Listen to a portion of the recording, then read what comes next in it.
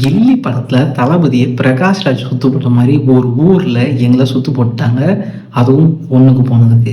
Hey guys, இது PJ மிட்டாய். என்னோட லைஃப்ல நடந்த விஷயங்களை உங்ககிட்ட ஷேர் பண்றதுக்காக இந்த பிளாட்ஃபார்ம்ல வந்திருக்கேன்.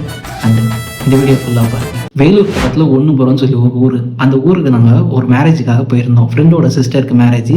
சரி, மேரேஜ் எல்லாம் அட்டன் பண்ணி முடிச்சாச்சு. கிளம்பலாம் சொல்லி கிளம்பும்போது 2 பேரும் அப்ஸ்காண்ட்.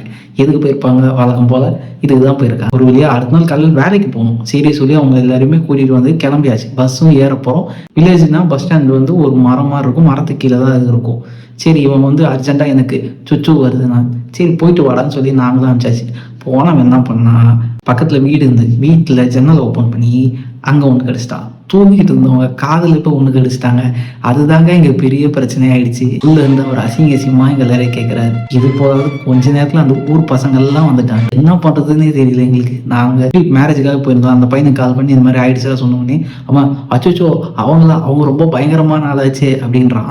எங்களுக்கு அந்த ஊரில் யாரையுமே தெரியாது. என்னடா பண்ணன்னு தெரியாமல் இருக்கும்போது ஒரு அண்ணன் வந்தார். அண்ணா வந்துட்டு, தம்பி ஏன்பா தேவையில்லாமல் பண்ணுறீங்க, ஊருக்கு போங்கப்பா சொல்லி அவர் தான் எங்களை காப்பாற்றி பஸ் ஏற்றி அனுப்பிச்சி விட்டாரு. ஒரு பையன் ஒன்று கிடைச்சால, அந்த பையன் தான் சொல்கிறான், அவனை யார் ரோட்டு பக்கத்தில் வீடு கட்டணும், ரோட்லேருந்து 150 மீட்டர் தள்ளி தான் வீடு கட்டணும், அங்கே வந்து ரூல்ஸ் பேசிக்கிட்டு இருக்கான் நைட்டில் உட்காந்து. இவனை நான் என்னன்னு சொல்கிறது? இந்த மாதிரி உங்களோட கேங்கில் நடந்திருந்தா கீழே கமெண்ட்டில் அவங்களோட பேர் சொல்லுங்கள். மறக்காமல் இந்த வீடியோக்கு ஒரு லைக் போட்டு போயிடுங்க.